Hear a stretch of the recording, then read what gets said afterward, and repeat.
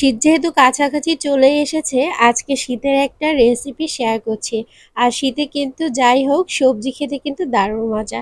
প্রথমে এখানে আমি ইলিশ মাছ কেটে নিয়েছি আর এগুলোকে একটু হলুদ মরিচ লবণ মাখিয়ে ভেজে নিচ্ছি।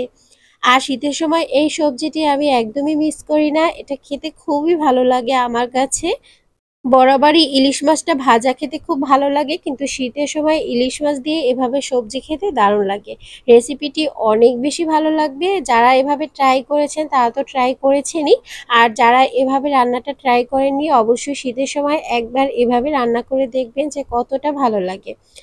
মাছের দুই সাইড একদম ঠিকভাবে ভেজে নিয়েছি আর একটু কড়া করে ভেজে নিয়েছি, তাহলে আমার কাছে বেশ ভালো লাগে। এখানে পেঁয়াজ কুচি দিয়ে দিচ্ছি হাফ কাপের মতো আর একটু নরম করে ভেজে নিব।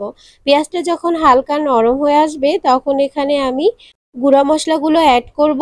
ইলিশ মাছে সাধারণত অনেক বেশি মশলা ব্যবহার করার কোনোই দরকার নেই, তাহলে ইলিশ মাছের যে একটা নিজস্ব ফ্লেভার সেটা কিন্তু একদমই নষ্ট হয়ে যায়।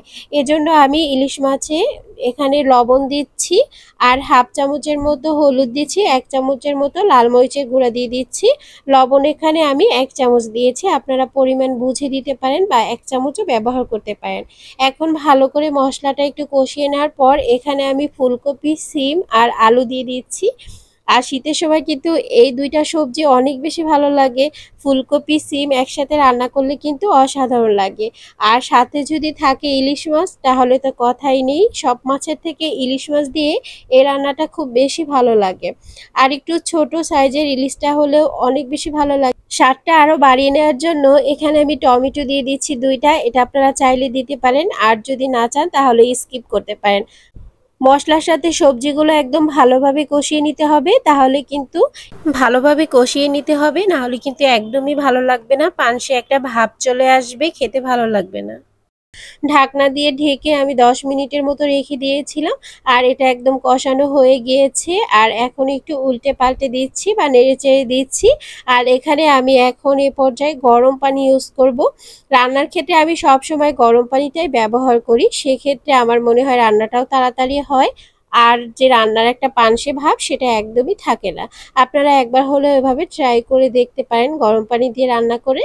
এখন আমি এ পর্যায়ে ফুটন্ত গরম পানি দিয়ে দিচ্ছি, যার কারণে তাড়াতাড়ি বলক চলে আসবে। তারপর আমি মাছগুলো যে ভেজে রেখেছিলাম সেগুলো এখানে এ পর্যায়ে দিয়ে দিচ্ছি।